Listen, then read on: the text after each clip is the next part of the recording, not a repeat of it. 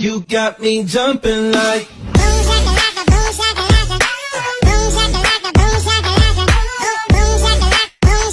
Hah? Aduh pusing. Pala otak, pala Barbie pusing. Bolak-balik. Maju, mundur. Maju, mundur. Maju, mundur. Maju, mundur. Anjay pusing banget coy.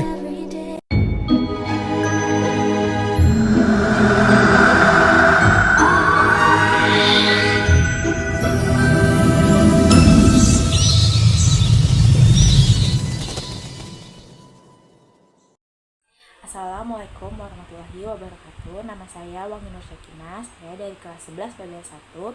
Di sini saya akan membacakan diantara tentang pentingnya boga ngagaduhan cita-cita. Assalamualaikum warahmatullahi wabarakatuh. Bismillahirrahmanirrahim. Alhamdulillahirabbil alamin. Wassalatu wassalamu ala asrofil anbiya wal mursalin wala alihi washabbihi ajmain. Amma ba'du. Alhamdulillah wa syukurillah. Sate acana hayu orang panjatkan puji sinaring syukur ka Gusti Allah nu maha murah tumur maha asih, anu tos masihan kasehatan ka urang sadayana. Sangkan urang tiasa patepung lawong patepung patinggal rarai tiasa riung mung pulung dina ieu tempat.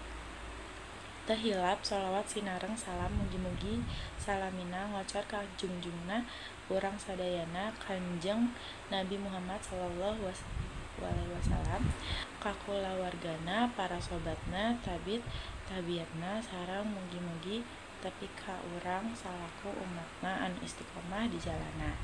Amin. Hadirin anu kusimabdi dibika hormat, hatur nuhun kasadayana anu tos ngalawengkeun watosna dina kasempatan ieu. Dina danget ieu si Mabdi bade ngajak kasadayana anu aya di ieu tempat kanggo nginget-nginget perkawis sakumaha pentingna urang teh ngagaduhan cita-cita atawa impian. Hadirin anu dibika hormat, sadayana anu aya di ieu tempat pasti ngagaduhan cita-cita. Ngagaduhan cita-cita teh penting kanggo urang sadaya sangkan urang sumanget bina ngajalankeun hirup urang. Cita-cita teh nyaeta tujuan hirup urang sadayana. Lamun urang teu ngagaduhan cita-cita urang, engkel bakal mogok di tengah jalan. Urang bakal bingung sabab urang teu boga tujuan tina hirup. Janten urang teh kedah ngagantungkeun cita-cita urang sajangkung langit. Sangkan urang getol diajar kanggo ngahontal cita-cita, sareng urang salopo pelajar oge pasti terang kumaha carana sangkan urang tiasa ngahontal cita-cita urang nyaeta ku cara diajar sing getol. Hadirin anu dipika hormat, ngagapai cita-cita teh hese. Lamun urang saenya-enya diajarkan di sekolah, sareng urang ulah kajerat ku pergaulan anu salah. Lamun saenyana ngahontal cita-cita teh hese, tapi dalamun diteduna mah pasti bakal kacumponan eta cita-cita urang. Apana aya paribahasa anu ngagambarkeun nyaeta jika racak ninggang batu laun-laun jadi legok. Eta ngagambarkeun sakumaha hesena oge urang ngahontal cita-cita urang, tapi lamun dilantikan saeutik ti ayeuna mah pasti cita-cita eta teh bakal kateduna ku urang sadayana. Hadirin anu kusimabdi dipika hormat, di zaman anu modern ieu urang kudu pinter-pinter ngagunakan teknologi. Sangkan urang leuwih gampang kanggo ngahontal cita-cita urang sadaya.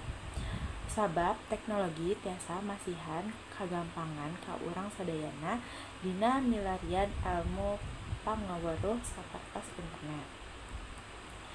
Sabab ku kitu urang ulah asa-asa kanggo ngagaduhan cita-cita anu luhur. Urang kudu percanten kanyalira yen urang teh tiasa ngahontal eta cita-cita urang sorongan.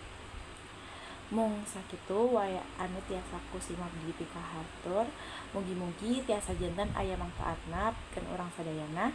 Hampunten bilih aya kalepatan dina cariosan si Mabdi, sabab kasampurna mung milik Allah Subhanahu wa taala. Akhir kalam wabillahi taufiq wal hidayah. Wassalamualaikum warahmatullahi wabarakatuh.